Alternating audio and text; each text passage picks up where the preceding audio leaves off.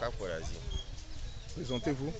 Oui, bonjour, je suis M. Baïta Kokwelom, le président de l'association des jeunes volontaires au service du monde environnemental, secrétaire général de l'association des Nations Unies Togo. Aujourd'hui, après la grande campagne de sensibilisation sur la pratique de l'hygiène et l'assainissement collectif, les jeunes de différentes associations, à savoir Association Afrique Jeunesse Togo et d'autres associations de la localité, se sont mobilisés avec les jeunes de l'Association des Nations Unies pour non seulement sensibiliser la population sur le bien fondé de l'assainissement collectif, ils ont aussi contribué dans les actions pour mettre leur environnement propre. Aujourd'hui, nous donnons l'occasion ou l'opportunité de nous exprimer devant ce caméra pour lancer un appel à toute la jeunesse de notre pays de se joindre à nous. Nous n'oublions pas les volontaires des autres pays qui veulent nous assister. Je ne vais pas monopoliser la parole, je vais me permettre de donner la parole aux autres membres ou responsables d'associations. Je vous remercie. Monsieur, bonjour. Bonjour monsieur. Vous êtes mobilisé aujourd'hui avec l'association des jeunes volontaires au service du monde environnemental, accompagné de l'association des Nations Unies Togo pour assainir vos milieux. Dites-nous vos impressions par rapport à cette initiative. Tout d'abord, je me présente, je suis Bokoy Ovi Elpidio, président de l'association Afrique Jeunesse Togo. Nous avons lancé cette initiative juste pour pouvoir sensibiliser les habitants de ce quartier à la partie de l'hygiène. Nous avons constaté depuis un certain temps que ce lieu en face d'un établissement scolaire est devenu carrément un dépotoir. Cette journée, nous l'avons consacrée juste pour le ramassage de ces ordures et juste l'assainissement de ce milieu, afin de sensibiliser la population pour qu'ils aient au moins une importance à la partie de l'hygiène.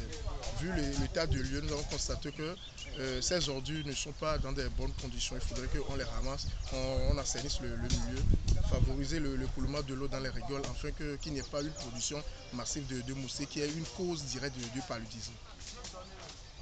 Est-ce que nous vous voyons ramasser les ordures avec deux brouettes, d'autres à la main? Bon, vous n'avez pas de matériel? Non, nous n'avons pas assez de matériel. D'autres ont été prêtés grâce aux associations avec lesquelles nous travaillons ici. C'est pour cela que vous allez même le remarquer que certains de nos membres ramassent ces ordures avec la main. Nous avons carrément un manque de matériel. Donc les gants, les coupe-coupes, les râteaux, les balais que nous voyons vous ont été prêtés? Oui, ils nous ont été prêtés. De toute façon, c'est l'occasion pour nous aussi de lancer cet appel à ceux qui veulent bien nous aider. Par rapport à cette initiative, est-ce que vous avez des projets d'avenir ou bien les actions se limiteront aujourd'hui et à ce niveau? Non, nous avons des projets d'avenir. Nous avons par exemple le projet de sensibilisation SIDA. Nous voulons consacrer cette sensibilisation juste au port de préservatifs. Nous avons pensé aller à la plage, mobiliser les gens au port de préservatifs. Nous savons que le fait qu'on porte de préservatifs nous protège contre le VIH-Sida. Je vous remercie. Merci. Monsieur, bonjour. Bonjour monsieur. Présentez-vous. Tout d'abord, je dois vous dire que je suis le président des jeunes volontaires de Tocoin.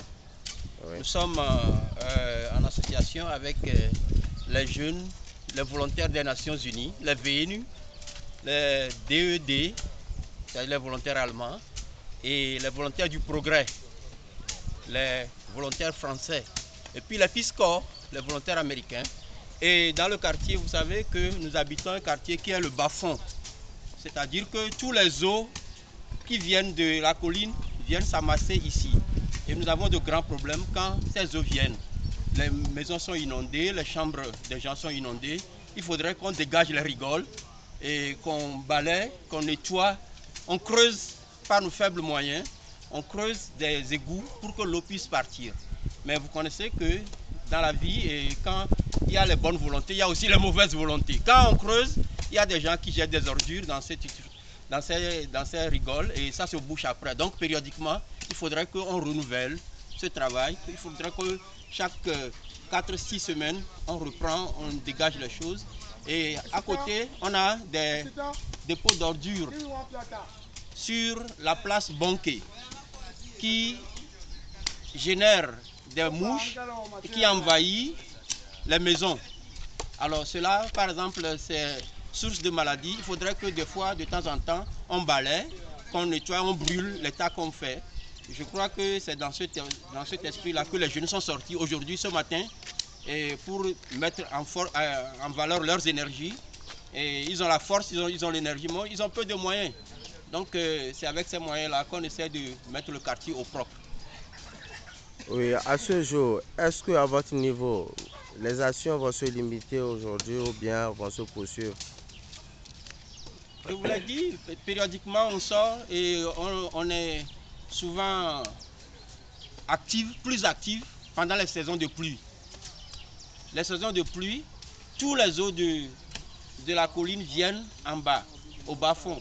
Donc il faudrait que, sans ça, les maisons sont inondées. Donc nous sommes tenus à le faire. Si on ne le fait pas, ceux qui habitent les riverains, ceux qui habitent le milieu, sont inondés. Je vous remercie. Monsieur, bonjour. Bonjour, jeune homme, comment allez-vous? Je vais bien. Aujourd'hui, vous êtes parmi l'ensemble de la jeunesse mobilisée en association pour assainir la place Bonquet à Lomé. Vous faites partie des âgés parmi ces jeunes et nous voulons avoir votre appréciation par rapport à cette initiative. Bon, si je suis là, c'est comme d'habitude. Et mon appréciation, c'est que j'admire ces jeunes-là qui ont sacrifié un dimanche matin, un dimanche de sport, un dimanche de football, pour venir faire un travail communautaire. C'est ce qu'il faut inculquer à nos jeunes. Je crois que le message va être compris par les autres, parce qu'il y en a qui ne sont pas sortis. Et dans tous les autres quartiers de Lomé, on pourra en prendre graine. Est-ce que vous avez un mot aujourd'hui à l'endroit des partenaires nationaux et internationaux? Nous voulons leur soutien, leur soutien, leur soutien.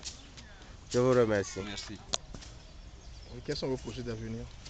Oui, aujourd'hui, notre volonté, c'est de mettre en place une unité de valorisation des déchets que nous produisons au Togo.